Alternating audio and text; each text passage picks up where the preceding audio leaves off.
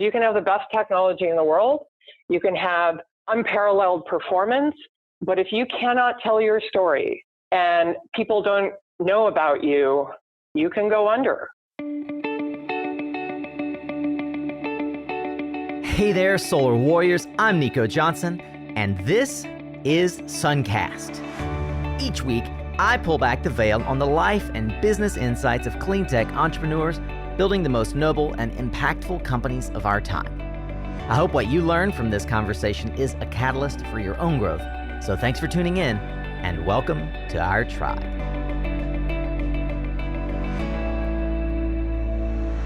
Hey, welcome back, Solar Warrior. I'm thrilled that you've chosen to spend this time with me and excited to bring you today's guest. Katharine Von Berg has leveraged her biomedical research and humanitarian background to grow, quite under the radar, I might add, one of the most interesting companies I've seen in the energy storage space, SimpliPhi Power. She's unorthodox and counterculture in many ways, and she exemplifies the spirit of the women we are all honoring this Women's History Month, but also the spirit of entrepreneurship and leadership that any company would want at the helm. We had an amazing 2-hour discussion, broad-ranging from her interview questions to her great-grandfather's impact on the cultural fabric of humanitarian efforts in England and the US, and how that drives her own mission, and many, many details about what SimpliPhi is up to, why she created it the way she did, how they raise no money, etc. A revenue-based business that is generally kicking butt. And most of that information made it into today's episode. If you're a fan of long form, however, consider joining the Suncast tribe, where you can get the uncut version of this and many other epic conversations. You can also check out other great founders' stories and solar startup advice, and 145 other episodes archived over at www.mysuncast.com. While you're there, you can learn more about the Suncast tribe or join the mailing list so you won't miss out when the next episode drops. For now, get ready to tune up your skills, Solar Warrior, as we tune in to another powerful conversation here on Suncast.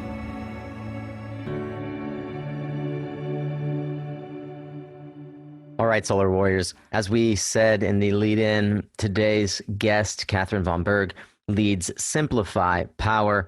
Katharine is long a proponent of distributed energy and widely heralded as a leader in the rise of storage for solar and storage broadly, having led SimpliPhi since 2010 as one of the 3 co-founders.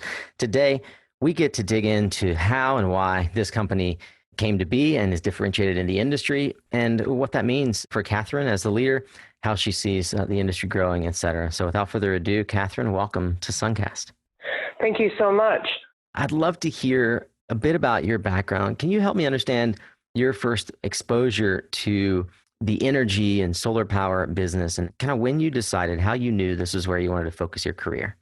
My first experience was actually very personal, but that ties into how I feel about the industry at large and our company. Everything is personal. And so the stories that we capture by virtue of our customers, our partners, people who are adopting new ways of doing things, in this case, new ways of accessing and utilizing energy, is a personal story because of the impact that this adoption has, both personally, but also in a shift away from a reliance on fossil fuel, top-down centralized generation to a more distributed, renewable, and sustainable generation and of course, future. So my personal story began with my house in California. I moved from New York City and built a house and decided to take advantage of the early SCHIP rebate program. This goes back about 16 years. And I had solar put on my house such that I was net positive, not just net zero, much because my children held me accountable to my own beliefs around how we contribute in our immediate lives, but also sort of toward the greater good. And so to put enough solar on my home in Southern California, where in the town of Ojai, on any given day in the summer, it's 100 degrees or 105, I could run the air conditioning and still produce more power and feed that clean power into the grid above and beyond what I was using in the home. So I think the realization, my first realization of why storage has such an impact within the context of this solar array on my home was during the first power outage. And it was a rude awakening. Again, this is early in the industry.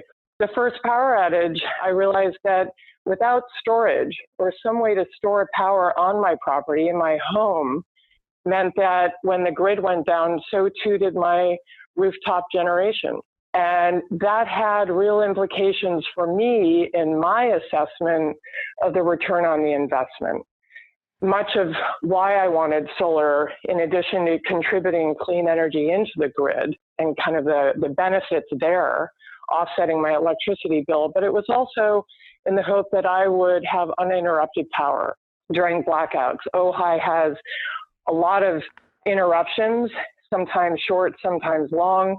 Last summer, we had about 7 in downtown Ojai. So it was a real concern.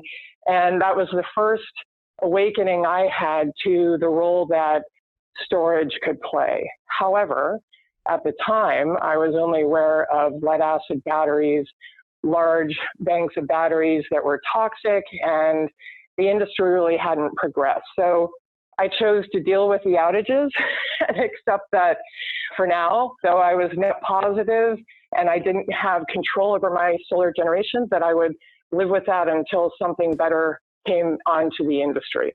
As I understand it, something better didn't arrive fast enough. Is that accurate? Yeah. Well, so fast forward to 2009-10, when I met Stuart Lennox, our CTO, and Bill Sechrist, who had begun to team up with Stuart Lennox. I saw the original mobile power packs that Stuart had begun to innovate in his garage in LA, like any self-respecting entrepreneur. And Stuart Lennox, was a special effects expert in the film movie industry. And of course, this is before digital was special effects. And what Stu was responsible for was coming up with solutions on site, on a shoot, whether that was in an urban area or very remote. He had to come up with solutions for accessing power to run equipment to support special effects. When I met Stuart and I saw these power packs, the Liberty Pack line of products, essentially to liberate those who are using power on or off grid, liberate them from diesel generators, which were very often used in the film movie industry. During a shoot, diesel generators are noisy. They have, of course, pollution and other effects. And so Stuart began to look at the world of energy storage, batteries. And he was one of the first innovators in the original lithium ion chemistry, the lithium cobalt. And so Stuart began innovating some of the first power packs, scaling up from the consumer electronics that the original lithium cobalt chemistry was used for cell phones, laptops. He began to scale up for larger mobile packs to support off-grid power, again, primarily in the film movie industry. When I saw those packs, my imagination was captivated, thinking about having lived and traveled all over the world. And then, of course, going back to my own experience with my home, these packs were the key to creating energy independence, security. Storage would allow people all over the world to generate power when the sun was up, the wind was blowing, when the grid was online, when diesel generators wouldn't be disruptive, store that and use it when they wanted to.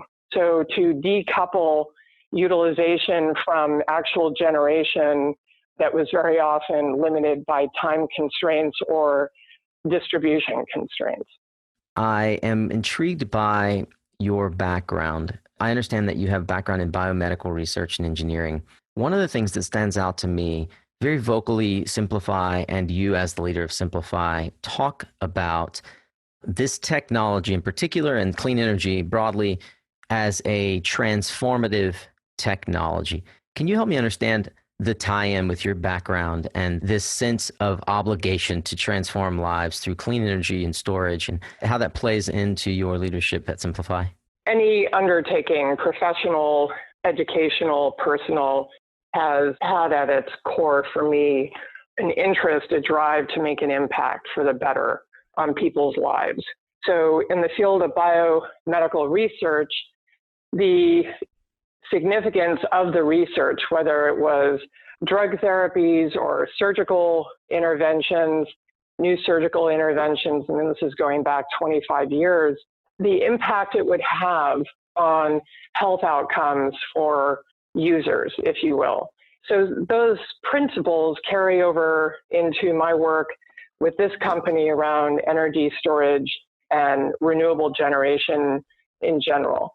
The idea of commercializing, bringing something to market, whether, again, it's a drug therapy, a surgical technique, or more recently in my role as CEO of SimpliPhi Power, bringing a product or a service to market, commercializing the R&D and product development. Always the efficacy of the technology, the R&D embedded in that is what I love, but equally so is, again, the impact that that technology, that product or service has on people's lives to the extent that it's an improvement. Going back to Stuart Lennox, our CTO, when I met him and saw he began to innovate again around that earliest lithium ion chemistry, although it had cobalt, which is very toxic. Cobalt is the reason behind the fires and thermal runaway and other dangerous properties associated with lithium ion chemistries. Stuart in 2007-8, before I met him, was one of the first innovators to then move to the newer innovations in chemistry, the lithium ferrophosphate or iron phosphate that we use today. Right. That chemistry effectively eliminated cobalt. And so Stuart had the foresight, especially when we talk about energy security and renewable energy and a sustainable future. Why are we going to use a toxic chemistry to store renewable clean energy? And why, if we talk about security, why use something that fundamentally puts the end user, our partners, customers at risk? Stu saw that and transitioned. The challenge there was that the lithium ferrophosphate being a newer chemistry, the supply chain had not achieved economies of scale and didn't benefit from an entrenched and established supply chain around the lithium cobalt.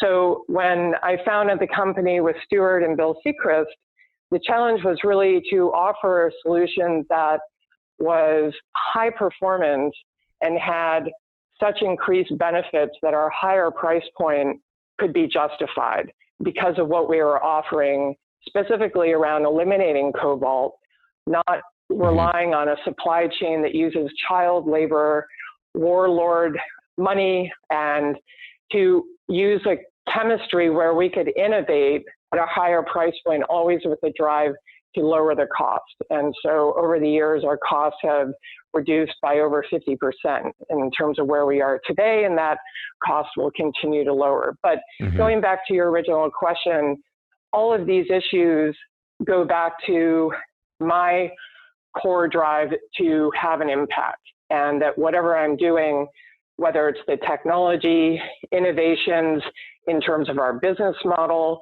all of it has a positive impact, and proving out that innovation can happen at all levels in a company, not just the technology itself, even how we capture our customers' stories globally, really helping have a multiplier effect in their innovations, how they are innovating through the use of storage, coupling with generation sources in their homes, their businesses, hospitals, schools, and communities.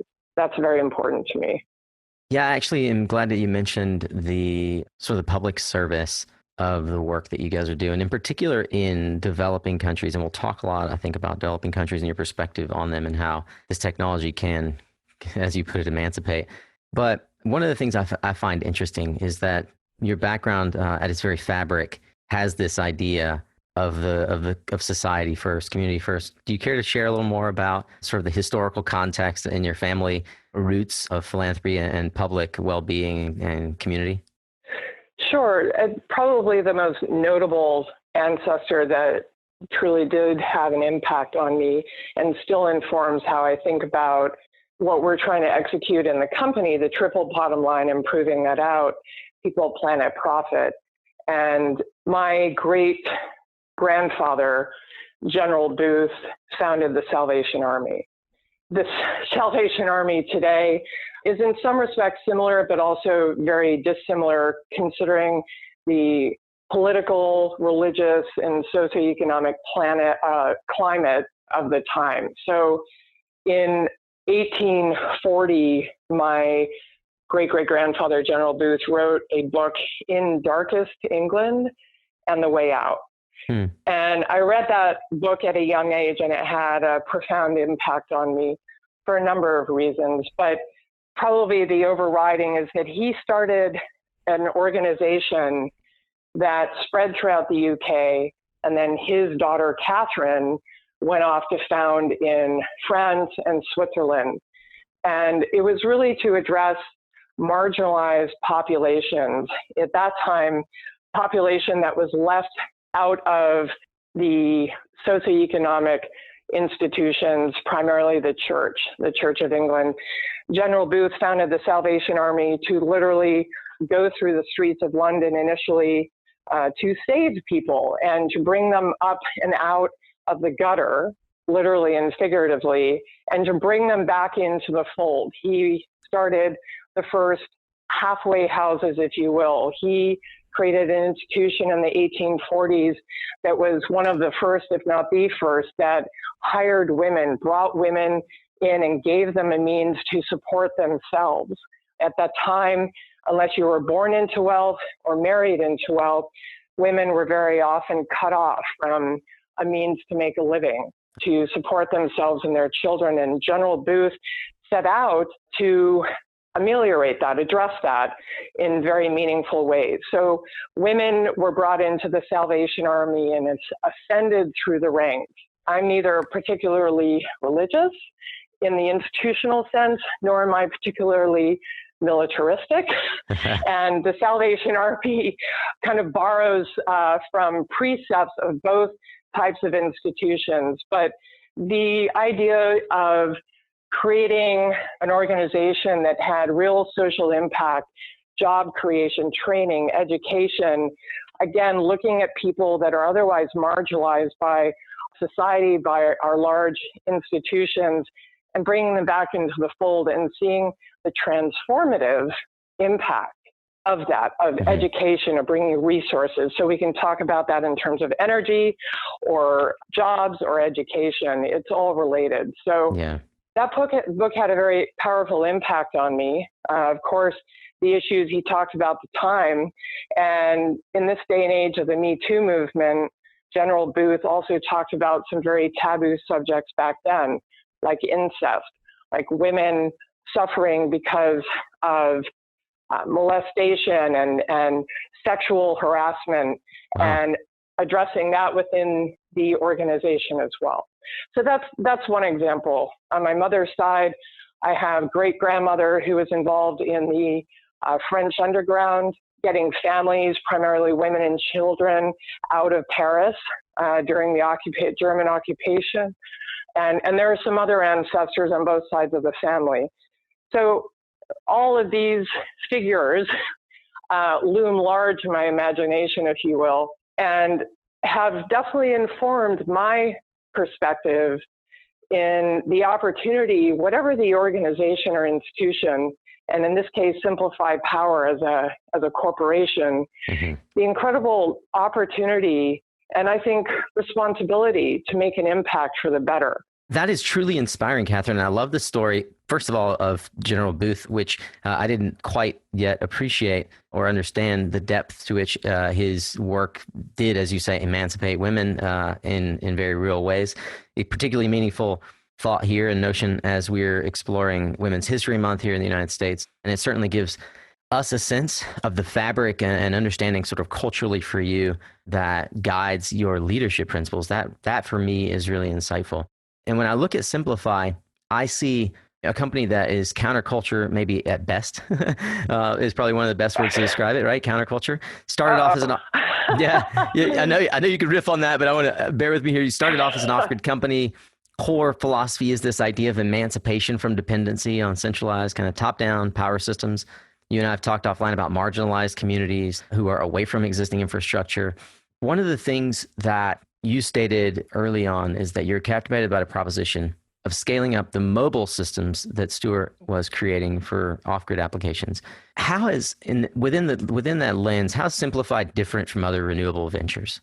Probably in terms of how we scale. So going to that point, if you think about people who are marginalized, who live beyond the limits of the grid, how do you bring power to them without transmission and distribution, and in a way that they can control the generation and their own utilization? So it's in mobile power packs. So the Jennies that Stuart originally innovated, we still sell globally. And the Jenny packs have USB ports and AC outlets, and they can be charged with solar blankets, with mini wind turbines. They can be charged by generators or the grid. And so with a solar blanket, if you will, in any very remote community globally, imagine the impact of a person being able to unfold a solar blanket, plug it into the Jenny pack, and then plug in their phone and their laptop. Mm-hmm. Suddenly they are their own generator. They are their own power plant. Being able to pick that up, fold it up, and carry it with them to use where they need it, when they need it, even when the sun isn't shining. It's a very powerful model, and seeing it play out for people who, again, are otherwise marginalized because they simply do not have access to power.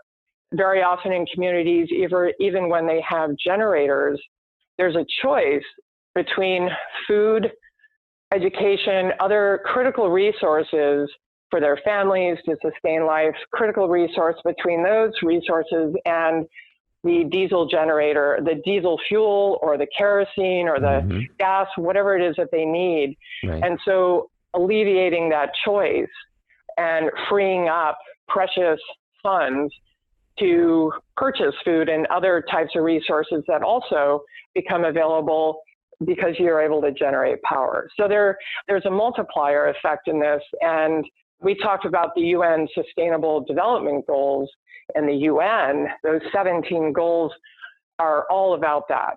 And the nexus of food, water, power, the impact that has to alleviate poverty, to create access to education and resources and jobs. That's also what our company is about as well, is how access to energy and renewable generation has a multiplier effect or a ripple effect and creates access to other resources that otherwise wouldn't be there because they're energy dependent. Katharine, can you give me an example around where you've seen this readily applied? Could you help us understand one area where you've seen this multiplier effect? Oh my gosh, let's talk about Fiji for a moment. Typically thought of as a resort destination, but the truth is there is extreme poverty throughout the islands in Fiji, and schools for children there typically are dependent on that diesel fuel for their generators. Even using a generator to be able to power up a laptop or basic lighting. So working with It's Time Foundation, Rob Edwards, he lives in Australia, but working with him to eliminate the diesel generators. But again, we build systems that optimize the generators such that they're not obsolete. Storage optimizes any generation source. So bringing distributed microgrids, if you will, to these schools throughout the island. These schools are feeling firsthand the impact of not having to use those precious dollars for fuel, and instead are able to redirect those limited dollars to school supplies and other resources, including food for children. the ROI and the social impact is tremendous and almost immediate. I'm glad that you brought it back to the ROI because I have two follow-up questions there. The first is, it's not lost on most of us who understand the chemistry that lithium iron phosphate is a little more expensive than lithium cobalt. It's one of the reasons why cobalt is used more. One of the reasons why cobalt is used more readily. I'd love to understand, how does supply chain and the cradle-to-cradle principle you mentioned before impact your business model and your go-to-market strategy? I find it really captivating that you're able to find ways to be involved in projects where folks are earning, 1/100th of the daily average income of a United States individual, and you're able to make your product work. And then I'm going to follow up with sort of the cost curve of batteries generally. How using a more expensive, less developed supply chain around lithium iron phosphate impacted our go-to-market strategy. It really forced us in very real ways to innovate solutions that were far superior to their less costly competitor, the lithium cobalt oxide chemistry in batteries. And in today's market, the cobalt-based lithium has translated in NMC and NCA and other types of cobalt-based lithium chemistry. So it impacted us because it really did create the necessity to innovate solutions, again, that could far outperform in terms of cycle life, depth of discharge, the rate of charge and discharge, which is critical so that you can generate an enormous amount of power coming from a battery without risking it overheating, much less catching fire. Okay.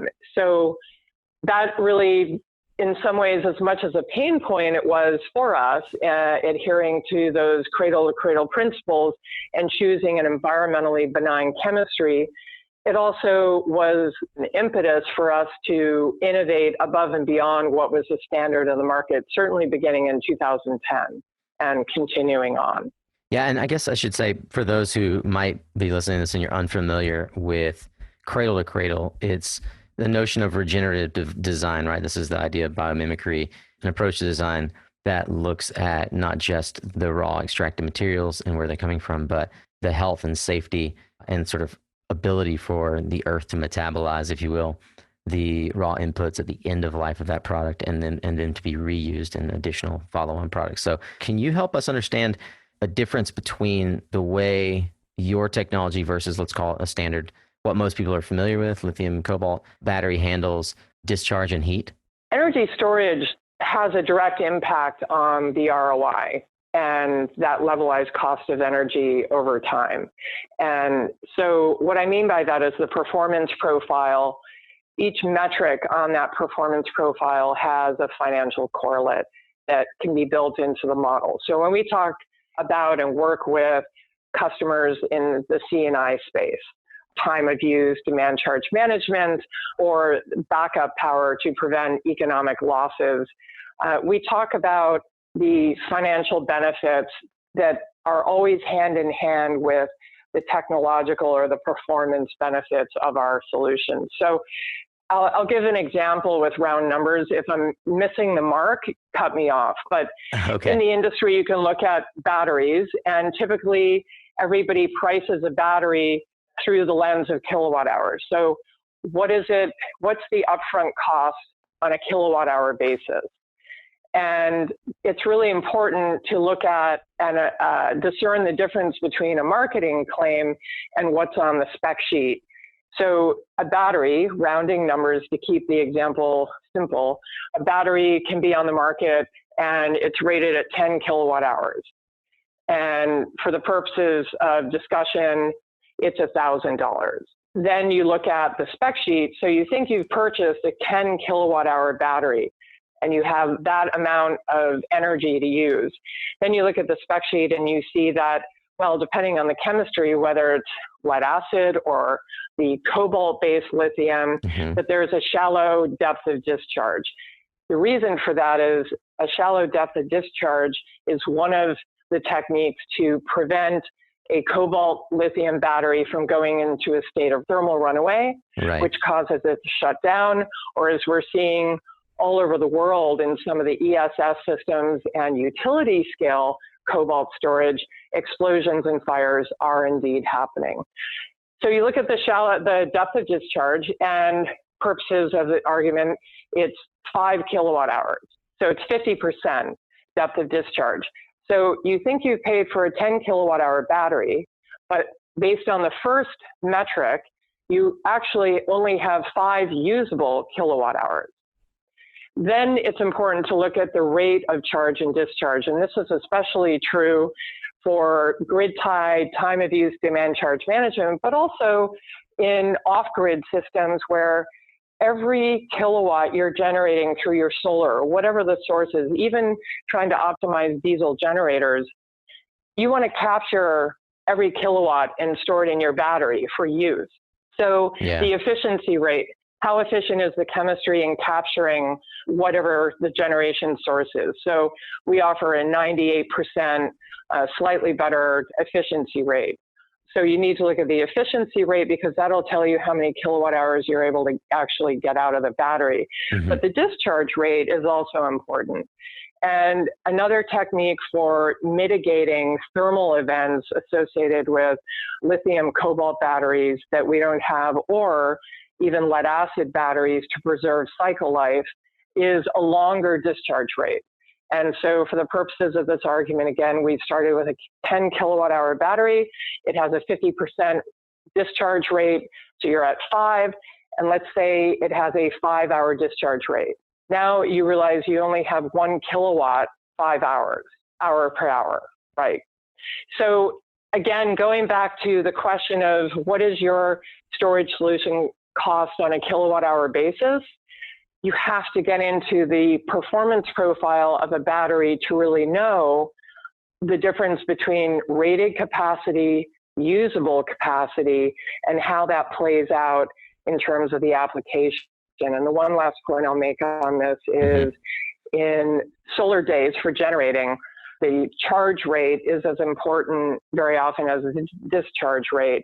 And so if the battery, again, to prevent thermal events or compromising the overall health of the battery, if it has a long charge rate, say 6 or 7 hours or even 5, you may not have a battery that can fully charge in a solar day. And so then you need to build into the model that you may be using your solar generation for charging, but also you might need to pull from the grid or a generator, and then that adds to the cost. Well, one of the things that we see happening in storage right now is what might be correlated to the type of cost curve reduction that we were seeing in solar panels a decade ago. How do you foresee prices coming down in storage, and how do you foresee solid-state batteries affecting the current market trend? With regard to solid state and other types of innovations across chemistries, and whether it's anode, the cathode, the separator material, all the ingredients that go into the design of a battery, innovations are always happening, and it's a matter of debate on how soon they will be commercially available.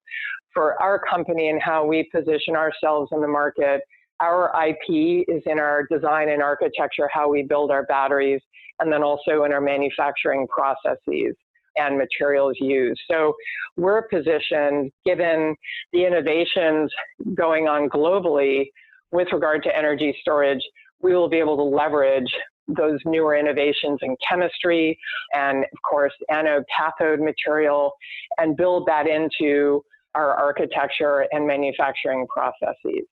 So we look at these innovations and are always certainly focused on the road to commercialization and look to really being able to take advantage of that. With regard to costs coming down in general, lithium is one of the most ubiquitous elements on the planet, and it's very non-invasive when it comes to mining, meaning lithium rises up on large salt flats. So the mining of it is very much environmentally benign. Of course, it's non-toxic as well. There needs to be more, and there indeed is more access and mining, if you call it that, of lithium globally. That continues to happen, and that, of course, drives down the cost of lithium as well as other materials. And as the supply chain becomes more and more entrenched as a solid industry, which it is, that's already driving down the cost, and of course it will continue to. Hey, simple question. When was the last time you were truly delighted at a customer support interaction? My friends at Helioscope do their best to delight their customers every single day, and that's why dozens of solar developers have claimed Helioscope has the best customer support they've ever seen. Not just in the solar industry, but in all their interactions. See for yourself. Head to mysuncast.com and click the Helioscope banner on the homepage. And as a Suncast listener, you'll be gifted an extra 30 days to your free trial. That's 60 free days to see what Helioscope can do for you. Find out why more solar companies trust Helioscope than any other design program on the market. Does your current asset management software provider call just to check in? If you're already using PowerHub, well, I know your answer is yes. See, when you're using PowerHub's asset management software, your customer success specialist is your guide and advocate. PowerHub's not just a software provider, they're a partner for your growth. And their seasoned customer success team is known throughout the industry for helping developers spot and address core business inefficiencies. They have the largest customer success team in the industry for a reason, so that your business grows not just bigger, but better, with PowerHub in your corner. Go to powerhub.com/Suncast to learn more.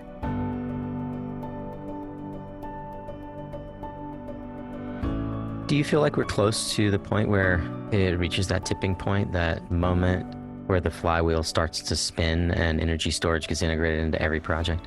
Well, I feel like we really are there. Of course, price is still coming down, but one of the issues that I think is a challenge for the industry in general, and certainly for us as a company, is to look at the true cost of energy. In other words, renewables and storage are always being compared to the entrenched fossil fuel industry, large top-down generation, transmission, and distribution. But if you actually take a look at the subsidies that serve to still, in even today, buoy the fossil fuel industry, and just top-line dollars, and it depends on what report you look at, but for fossil fuel in the U.S. alone, oil, natural gas, coal, has received about $414 billion for oil, natural gas, $140 billion, and $112 billion for coal.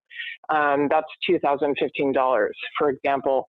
So effectively, fossil fuels are getting about 65% of total energy subsidies, 65%.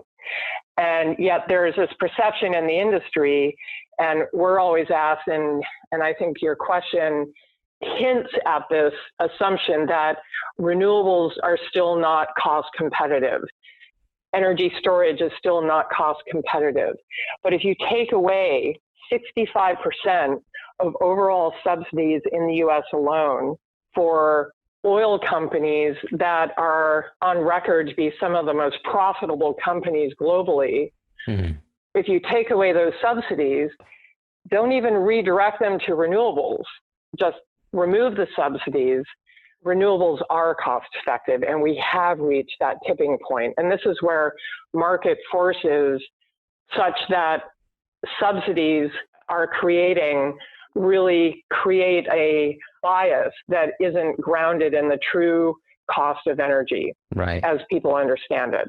Yeah, and this is evident nowhere better than places like Costa Rica, which don't have an inherent fossil fuel industry and are already operating at 100% renewable energy. Exactly. So to your question, it's already cost effective. And for us as a company that's always been revenue based, we have not taken VC money. And since 2010, our focus has really been on efficacy of technology and, of course, the financial benefits of that technology. It has to pencil out. And so we built a company on the efficacy of the technology and the efficacy of the economic model. And that's why we're global, and that's why we've been able to grow like we have. We don't rely on subsidies. And anybody in the renewable industry, when, again, renewables are getting about 16% of the budget and fossil fuels are still getting 65%, you have to look at that question again. Have renewables reached parity? Has storage reached parity? Are they cost effective? Indeed, yes. The International Monetary Fund, in their report, said globally, pre-tax subsidies come to $333 billion. If you add post-tax subsidies, environmental costs, all the rest of it, it comes to a staggering $5.3 trillion. They also continue to highlight the top 20 economies in the world. What's the multiplier effect if they take a fraction of those subsidies dedicated to fossil fuel and redirect them to renewables? And there you go, it's that word, a transformative impact on an economic level, on a social impact, environmental health level. And all of those, of course, have financial correlates as well. You also mentioned, and I don't want to gloss over this, that you guys have taken no VC money. And it's funny that, not funny, I think it's apropos that you bring that up. A lot of folks point to VC money in the venture capital industry as sort of synthetic subsidies for renewables and many other segments, right? Why did you choose to go the bootstrap route, and how do you feel like that has affected your ability to scale, or perhaps protected you from certain dangers in the market? I think it came, again, perhaps from my bias, that the efficacy of the technology matters, proving it out through actual field-based performance and all the economics that go into proving it out as well, not beyond performance or hand in hand with performance. The pitfalls that I think our founders and board have seen with companies that take on an enormous amount of VC funding, it doesn't necessarily protect you from bankruptcy or technology that doesn't perform. And case in point, now these are just top line numbers, but Acquion, I believe by the time they filed for bankruptcy, they had raised about $190 million in equity and debt. Wow. And I believe they had about a 6 or 7 year spread. And if you look at that, also competitors that we confront in the market today that are in their C, D, E, F round of raising capital, and they still hemorrhage millions of dollars a month. Right. And if anything, they are buying market share by lowering their prices, selling at cost or under cost, no margin. And we have to deal with that in the market. One might ask, is that a sustainable business model? Maybe it is. I'm not saying we have the answer, but what we're trying to prove out, again, is innovation in terms of our business model and how we execute as well.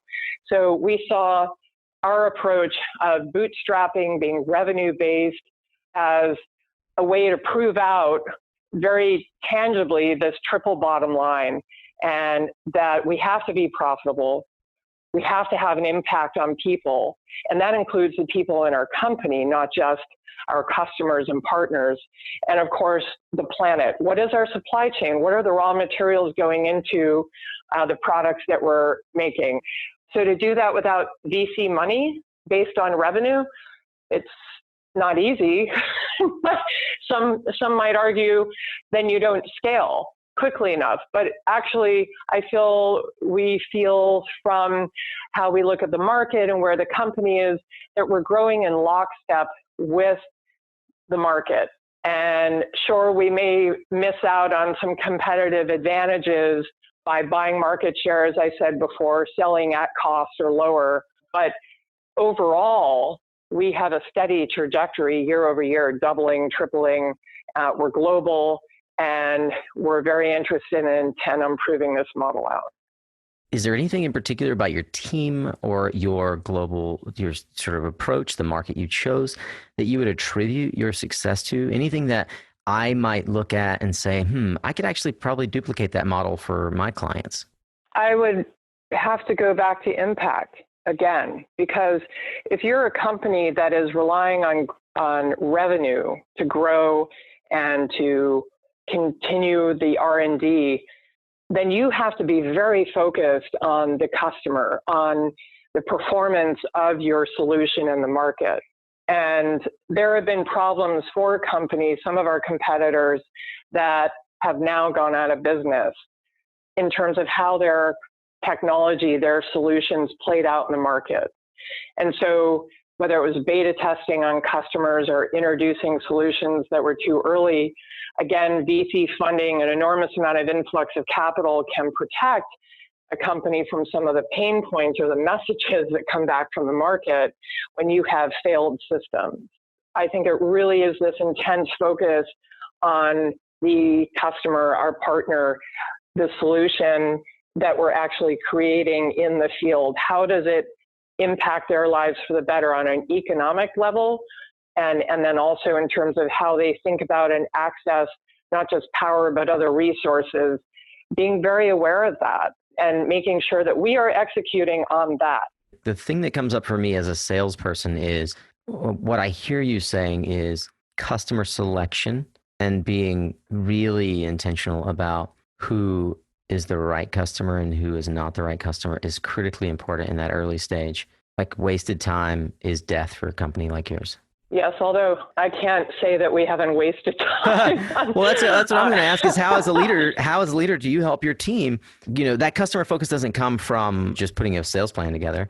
How does it become institutional? How have you survived for 9 years with no outside funding, revenue-based, with a higher cost product and predominantly serving underserved markets of the world where they don't have the disposable income when competitors like Acquion are trying to serve corporate clients that can afford it and don't want to? Again, it has a very kind of organic growth in the market by virtue of offering solutions for real pain points.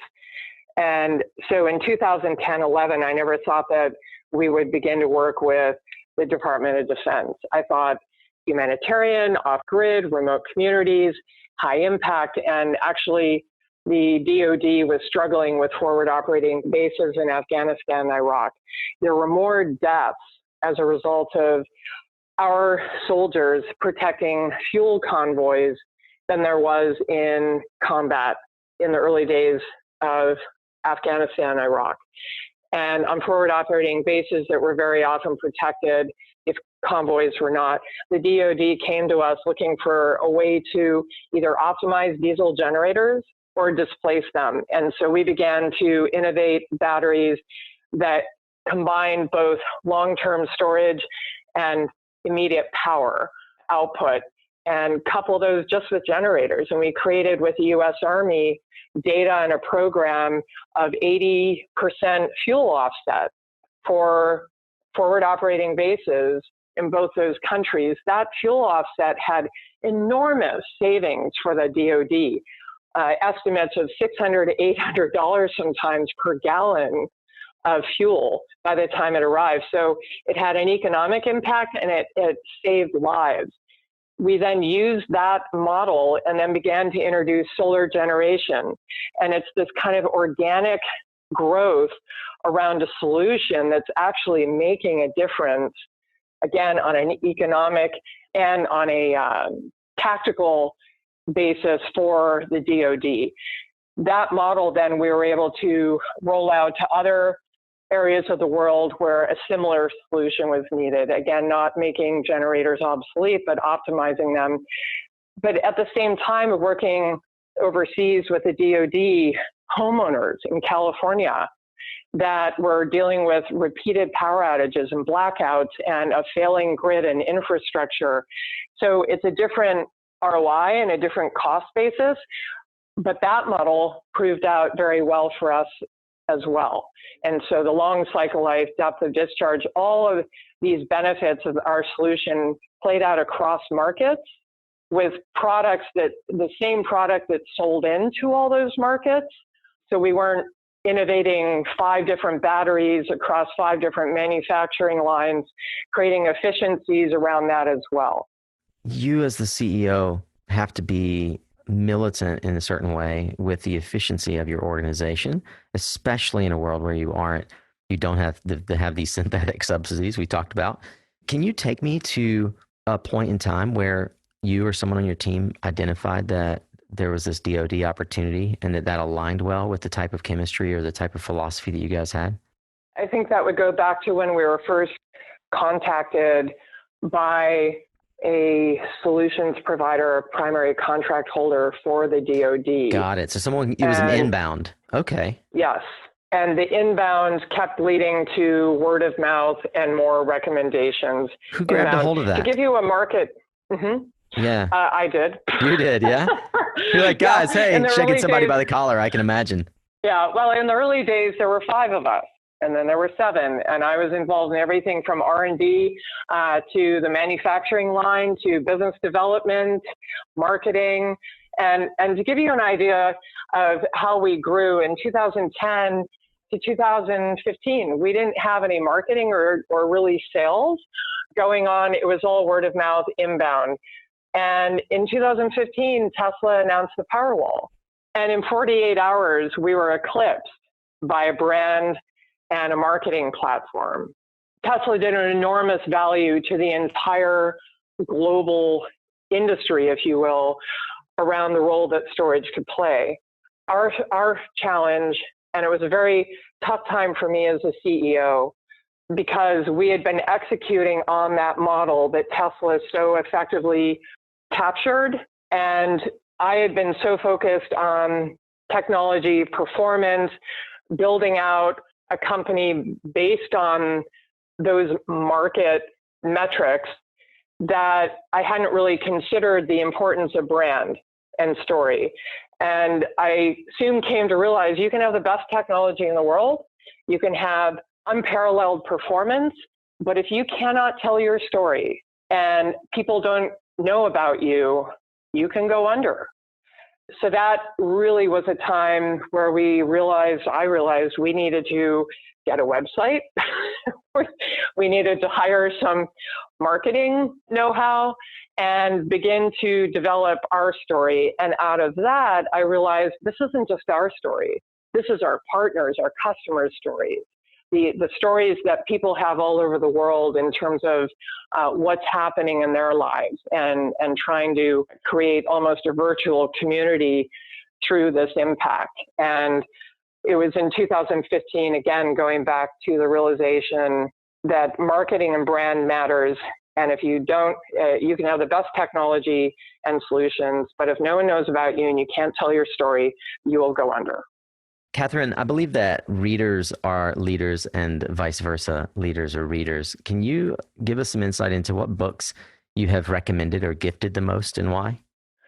Oh, goodness. I read nonfiction. I tend not to read fiction. If you ever want an incredibly compelling story that seems too fantastical to be real, read a historical account of a significant figure or someone, a contemporary. So I do read books about or written by other CEOs. Probably one of the most gifted books I've ever given is Malcolm X autobiography. Malcolm X? Yes, Malcolm X autobiography. I'm answering you truthfully. That is the book I have probably given as a gift more than any other book. And why?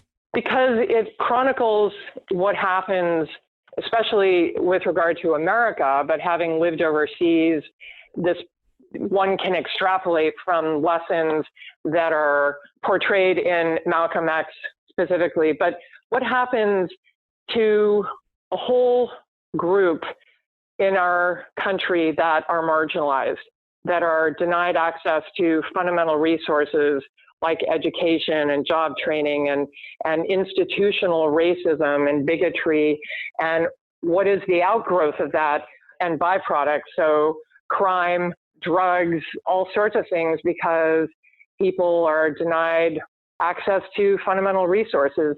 And then the transformative element of people who transcend those limitations and lack of resources through individual volition and sheer will and smart and creative thought. So Malcolm X, as he transformed and reinvented himself through prison, it's a look at our prison systems and discussions around that, and then how he became a leader and had an impact globally, not just in the US. So it's a very poignant story, again, going to a very human level of how a lot of issues that we struggle with today, politically, religiously, socioeconomically, that we still struggle with. And through that individual's journey, they are called to the surface. And there are both challenges and solutions that are called to the surface, and it's very provocative. Are there any particular nonfiction books that have shaped or influenced your leadership style? Of course, there are books I've read on leadership itself, but again, I find the most meaningful lessons, if you will, or messages through other stories. So going back to my biomedical days, there's a book, The Structure of DNA, titled The Double Helix. And it's the story of the researchers that basically captured DNA and what that did for the whole field of biology and genetics. And again, it's told through the personal journey of the researcher and other researchers that were focused on bringing this to light. And there were so many other researchers that were involved, and everything from competition to collaboration and getting it not first to market, but being the first, and what that means, some of our tragic human, almost base instincts, how they can play out in research and labs competing for resources, accolades. It's a fantastic story told through a very personal narrative. Early in the interview, you said that your great-great-grandfather, General Booth, wrote a book that impacted you. What was the name of that book? Yeah, that would be on my list of impactful books. In Darkest England and The Way Out. And it's still in print?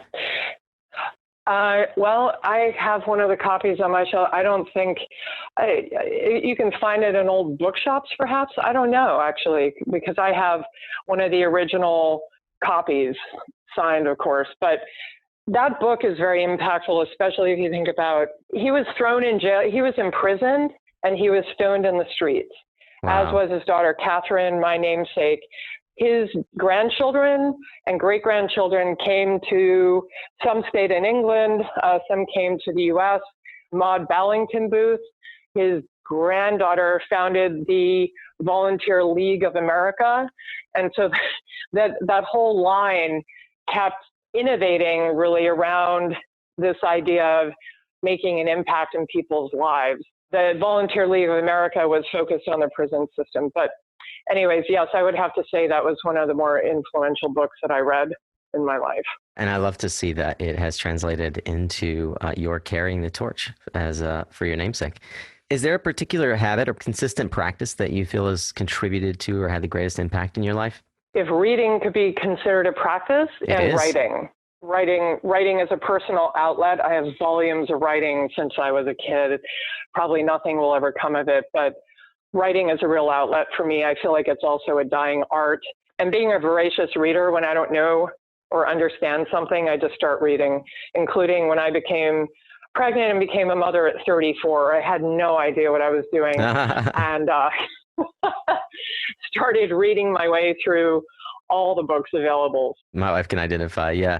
And writing is cathartic. So I might ask then as a follow-up, how has reading become a habit for you? Where does that become a practice? Every morning, no matter how early or late I get up, the first thing I do is read anywhere from 10 to 20, sometimes 30 minutes. And I have a stack of maybe 5 to 7 books at any time that I'm reading through contiguously. I love being able to do that. It's amazing how threads and themes from one book that might seem entirely different are in another story.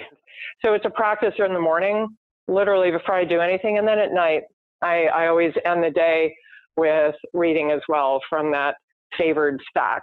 Wow. I have whole bookshelves lined with books that are next on the list. Yeah, and no Kindle? You prefer the paper? I tried the Kindle and I thought, oh, it's fantastic, especially since I read many books at once. Right. And I can certainly carry it with me. I'm old school. Maybe that's related to my age, but I love the smell and the feel of books. I also trash my books. I write in them, I underline, I dog-ear pages, and I love going back to finding favorite passages that I've highlighted. Whenever I gift a book, I buy a new one. I do not share my books, except with my children. I love it. That's great. Yeah, I feel the same. And they become like coveted friends, like, and I love that you said except to my children, because for me, maybe this is maybe this is further than I expected to go, but for me, when I am underlining, I'd love to know if I'm the only one who does this. Somewhere in the back of my mind, when I'm underlining and highlighting, since I was in my 20s, the thought has always occurred to me, my children will read this one day and get to see how I think. Oh my gosh, absolutely. So my children are 24 and 23. I've been a single mom since they were very young. And they have on their bookshelves books that I read in high school, like 1984, classic George Orwell. They used my paperback from when I was in high school and got to read through it and see all my insane notes and arguments. And it's actually pretty funny having debates with them about a theme I picked up or something that I didn't agree with that they do. It's been wonderful, actually. And they were not embarrassed to have an old ratty copy of Catcher in the Rye, for example, when their friends had the new books, sometimes taped because the pages were falling out of the old binding. I love it. They took these books and used them. So yes, I love that you said that, because I sometimes absolutely thought that and wondered if my children would ever read these stories. And if they did, could I preserve the book? So honestly, my family can't stand it. I've been carrying around books since I was in high school, boxes and boxes and boxes, moving throughout New York. But everybody else in my family is the same way. Our partners have always hated the prospect of a move with anybody in our family. That's the biggest burden are the books. Yeah. I love that you said that. I don't think I've met anybody who shared that. How old are your children, or you haven't embarked on that yet? I have. Yeah. I'm literally standing here in my office in tears. I have an 8-year-old who is a voracious reader. He plowed through the Chronicles of Narnia not once but twice in 1 month. In 1 month, at 7 years old, he read the Chronicles of Narnia twice in 1 month. And then I have a 5-year-old who will be 6 in May, and I have a 2-year-old. All boys. You have your hands full. All boys. Yeah. Oh, yeah, that's wonderful. Wow. We do have our hands full. Yeah. Thank you for that. Yeah. One thing I'll say, I don't know if I've said this to people, but it's something I definitely feel and think about. I am a better CEO because of becoming a mother. That doesn't mean that if you don't become a parent, a mother or a father, that you won't be an adequate or a successful CEO or whatever you do in life. But I do feel that there are so many deep lessons learned as a result of becoming a mother, perhaps some of it being a single mother, reserves I found within myself, capacities I never knew I had, and nor would I, perhaps, if I hadn't become a mother. And I feel very strongly about that. Katharine, where can folks find you? If they want to be in touch, if they want to reach out to you, how would you encourage them to do that? Twitter is at CE Von Berg. CEVONBERG. C is in Catherine, E is in Emery, V, Victor, ONBURG. Yeah. Perfect. All right. Wonderful. And then the website for those who don't know? Yes, SimpliPhiPower.com, SimpliPhiPower, SimpliPhiPower.com. Fantastic. Well, we always end with a final bold prediction. Katharine, what one thing do you see happening in the market that perhaps nobody else is tracking? What's in your crystal ball?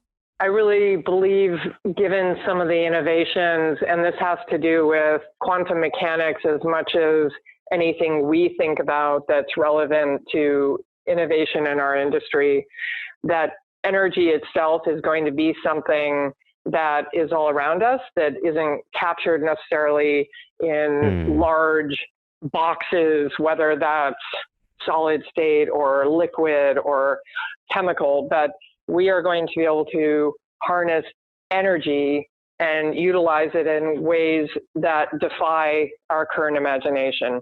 That has to do with the physics, behind velocity, magnetism, a whole bunch of disciplines coming together.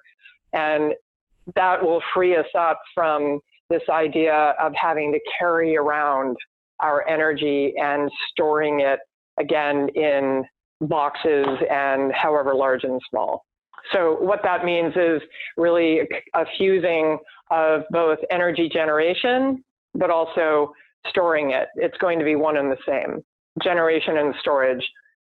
Katharine Von Berg is the CEO of SimpliPhi Power, philosopher, humanitarian, single mother, and inspiration to many in our industry. Thank you for joining us on Suncast. I look forward to this episode airing. I look forward to the reaction from our tribe. I'd love to hear what you guys thought of this. Do reach out to Katharine. Let her know what your thoughts are. And if you have any questions, hit her up on Twitter. We'll link to that in the show notes, of course. Thank you for being on the show, Katharine. This was a real joy. Oh, thank you so much. I enjoyed this discussion, really, as what you created, and I look forward to being able to continue it at some future date. Absolutely. That whiskey at SPI. There you go. That's a wrap on today's conversation, Energy Warrior, but the dialogue does not have to end there. Did you enjoy that raw intimacy of our discussion today? Do you like the term Energy Warrior? I did. In fact, I asked on Twitter, and as of the recording of this, over 50% of you prefer Energy Warrior to Solar Warrior, which surprised the hell out of me. Well, to tell you the truth, I long for more moments like those I shared with Katharine here today. If you've loved it as well, would you please take the time to show Katharine and I some love on Twitter or LinkedIn by sharing this podcast with your friends, family, bus driver, babysitter? Your recommendation is perhaps the highest compliment we could receive.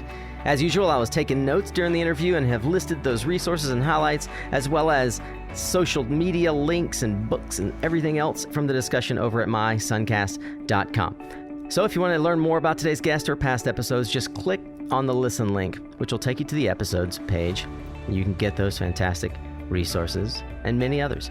While you're there, do also check out the Suncast tribe, where you can be part of my inner circle of solar warriors and trusted advisors. If you click on that member button, you'll learn how to gain access to the uncut interviews and tribe exclusive that don't make it into the public Suncast feed, like some parts of this interview with Katharine.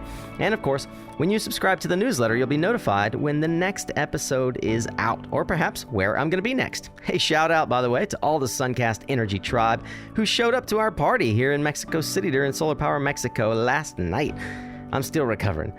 Glad you could make it. Solar Power Puerto Rico is happening just around the corner in about a month. In fact, if you're planning to be in Puerto Rico, please consider coming in a day early and hanging with me and a select group of Suncast friends at an exclusive one-day mastermind meeting. There's still time.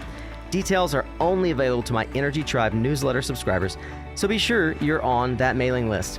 Hey, I am so happy that you chose to be here again this week. Remember, you are what you listen to. Thanks again for showing up, Energy Warrior. It's half the battle.